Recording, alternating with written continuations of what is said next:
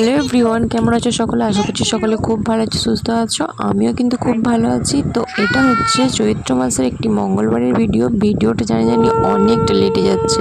চৈত্র মাস কেটে গেছে, বৈশাখ মাস কেটে গেছে, জ্যৈষ্ঠ মাস কাটতে চললো, আমি এখন এডিটিং করছি।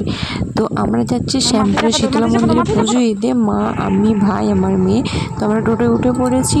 আর এই দিনকে ওয়েদারটা ছিল প্রচণ্ড ভালো, মানে ভালো বলতে ঠান্ডা ঠান্ডা, প্রচুর বৃষ্টি হচ্ছিলো। কিন্তু মন্দিরের ওখানে অবস্থাটা একটু খারাপ হয়ে গেছিলো, যারা পুজো দিতে গেছিলো অনেকেই ভিজে গেছে। কিন্তু ঠান্ডা ঠান্ডা ওয়েদারে যেতে ভালো লাগছিলো, কারণ প্রচণ্ড গরম নেই।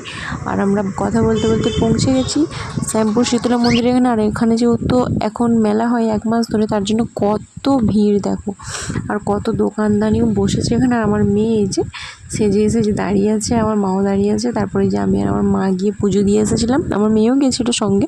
তারপর পুজো দেওয়ার পরে ওই যেখানটা দাঁড়িয়েছিল আমার মেয়ে, ওখানটাতে আবার সবাই মিলে বসে পড়েছিলাম। যে একটা জায়গা নিয়ে বসে পড়তে হয়েছিল, যেহেতু অনেকক্ষণ থাকতে হয়েছিল। প্রায় 11টার দিক করে পৌঁছে গেছিলাম, আর বাড়ি এসেছিলাম প্রায় 4টে, সাড়ে 4টে বেজে গেছে। তো অনেকটা টাইম, তো অতটা টাইম দাঁড়িয়ে থাকা যাবে না। তো এই পুজোটা আমার মা শুয়েছিল আমার মেয়ের জন্য, আর আমরা বাড়ি থেকে কিছু খেয়ে আসিনি। আর যেহেতু পুজো দেওয়া হয়ে গেছে, এবার ভিতরে পুজো হচ্ছে। এখন মা বললো তোরা মুড়ি খেয়ে নে, তার জন্য আমি মুড়ি খাচ্ছি। আর মা বাড়ি থেকে ছোলা আলু সিদ্ধ করে এনেছিলো, আর ভাই এখানে চপ এনেছিল। তো সেইটা দিয়ে মুড়ি খাচ্ছি, আর এদিকে ঢাক বাজাচ্ছে সবাই, দেখছি আর কি। তো চলো তোমরা।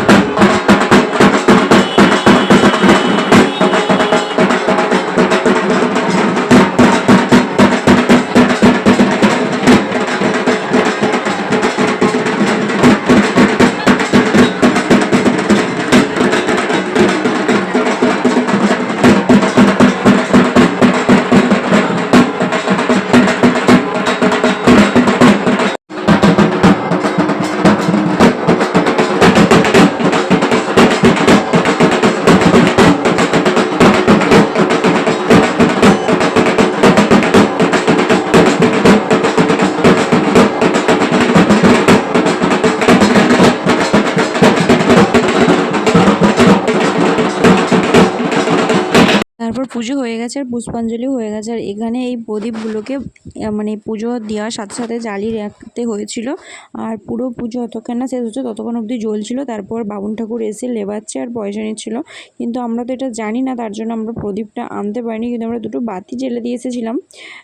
তো এটা আর কি জানি না, পরের বার থেকে গেলে মনে থাকবে, এটা নিয়ে যাব। তো এই আর কি। আর এখানে অন্য লোকেদের আর কি এগুলো করছিল, তো সেইগুলোই ভিডিও ক্লিপ নিয়েছি।